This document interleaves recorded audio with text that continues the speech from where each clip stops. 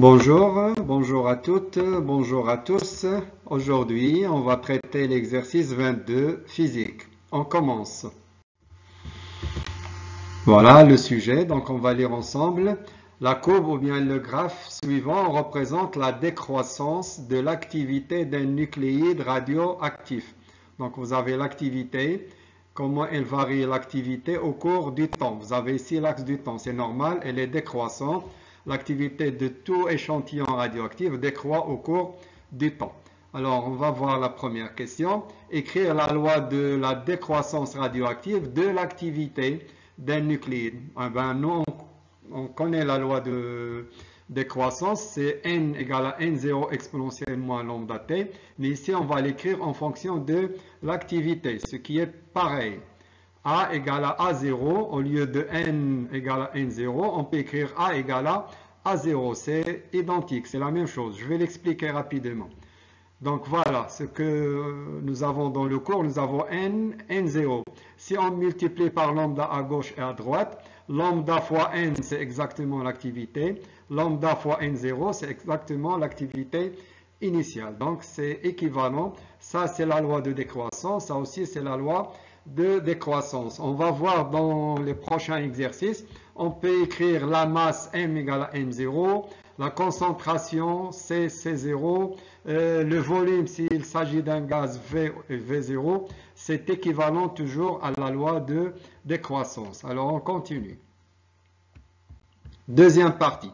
À partir du graphe, déterminer l'activité initiale de l'échantillon étudié, c'est-à-dire l'activité à l'instant t égale à 0. Donc, on va prendre à l'instant t égale à 0. Et voilà, vous avez ici 10. N'oubliez pas l'échelle ici, fois 1000 becquerels, ce qui va vous donner, voilà, 10 fois 1000, ça fait 10 puissance 4 becquerels. C'est quoi un becquerel? C'est un noyau désintégré par seconde. C'est un noyau désintégré par seconde. C'est ce qu'on appelle là le becquerel. D'accord? Donc, si vous avez 10 puissance 4, ça veut dire 10 000 becquerels, c'est-à-dire la moyenne à t égale à 0, c'est 10 000 noyaux par seconde. Voilà, deuxième partie. Deuxième question. 2.2. La constante du temps. C'est quoi la constante du temps? La constante du temps, c'est l'inverse de la constante radioactive. D'accord? Alors ici, on va la déterminer. On ne connaît pas encore la constante radioactive. On va déterminer la constante de temps graphiquement. D'accord? Alors, graphiquement, alors ça, on ne va pas le démontrer. Ça se fait dans le cours. On trace la tangente à la courbe à l'instant t égale à 0. Ça, c'est le point qui correspond à l'instant t égale à 0. Alors, ça, c'est la tangente.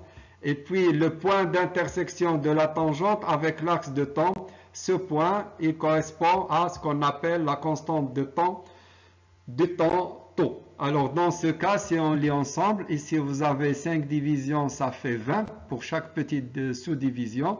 Donc, 100, 120, 140, 160. Donc, on va dire entre les deux, ça fait 144, 145. Alors, on va prendre la valeur. Alors ici, j'essaie d'expliquer. La constante de temps est l'abscisse du point d'intersection de la tangente. Il manque un E ici. À la courbe à t égale à 0 est l'axe du temps. Donc, on va prendre une valeur approximative. Prenez 44, 45. Donc, on peut dire la moitié, c'est 45. C'est aussi accepté. Alors, la suite. Question 2.3. La demi-vie, T1 demi. Alors, c'est quoi la demi-vie? C'est la durée nécessaire pour la désintégration de la moitié des noyaux. Alors, si la moitié des noyaux se sont désintégrés, donc la même chose, elle va correspondre à la moitié de l'activité initiale. Alors, soit on prend N0 sur 2, ou bien on peut prendre A0. Voilà la valeur de A0. On va diviser par 2, ça fait 5. Et on fait la projection, ce qui va vous donner à peu près 100. Je vais l'écrire. Donc, voilà le cours. T égale à T1 demi quand A égale à A0 sur 2. Ou bien, si vous avez une courbe où vous avez les noyaux, vous prenez N0 sur 2, c'est la même chose, la même signification. Alors, vous avez ici 5. Si vous faites la projection, et par projection, on trouve à peu près ici, égal à 100 secondes. Alors, c'est direct. Deuxième partie de la question. puis calculer lambda, la constante de radioactivité, ou bien ce qu'on appelle la constante radioactive.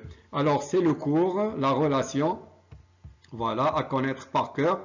Vous avez ici T1 demi égale à Ln de 2, c'est le logarithme népérien, Ln de 2 sur lambda. On fait passer lambda de l'autre côté, on aura Ln de 2 sur T1 demi et on passe à l'application numérique. Alors Ln de 2 sur 100, ici vous avez seconde en bas. Si vous faites les calculs, vous allez trouver 6,93 10 moins 3. L'unité c'est seconde moins 1. Voilà, donc ça c'est la constante de radioactivité. Troisième question, quel est le nombre initial de noyaux radioactifs? Si vous connaissez l'activité initiale, vous pouvez connaître l'activité, le nombre de noyaux à l'état initial. Donc, donc on va utiliser la relation directement, sachant que A0 égale à lambda fois N0, donc ça c'est le cours. L'activité en général c'est égal à lambda fois N. En cas particulier, AT égale à 0, vous écrivez A0 ici, N0. Alors, vous pouvez passer le N0, donc c'est A0 sur lambda. Et puis, vous faites l'application numérique. On a déjà trouvé A0 10 puissance 4 et lambda 6,93 10 moins 3. Si vous faites les calculs, vous allez trouver 1,44 10 puissance 6. Ça, c'est un nombre. Il n'y a pas d'unité. Ça, ce n'est pas une unité. C'est une explication. Tout simplement, vous n'êtes pas obligé de l'écrire. Donc, c'est sans unité. Voilà, ça, c'est le nombre de noyaux à l'instant t égale à 0.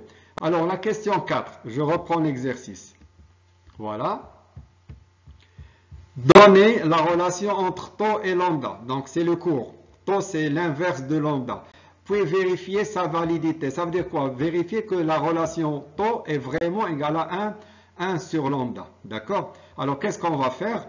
On va calculer taux à partir de la relation et on va comparer le résultat, ça c'est un résultat théorique, avec le résultat graphique ou bien expérimental pour voir ce que ça va donner. Donc, premièrement, voilà, on calcule la constante de temps par la relation et on compare le résultat avec la valeur graphique ou bien la valeur, quand on dit la valeur graphique, c'est-à-dire la valeur expérimentale. Alors, je fais les calculs.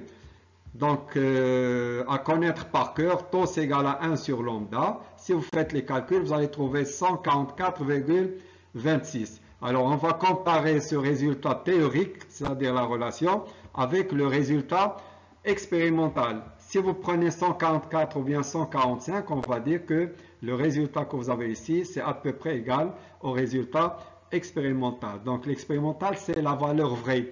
Donc, on va comparer avec une valeur vraie, ce qui va nous valider la relation. Alors, la relation taux égale à 1 sur lambda est une relation correcte. On dit c'est une relation valide ou bien elle est validée d'après ces résultats. Voilà, j'espère que c'est clair. Au prochain exercice. Merci.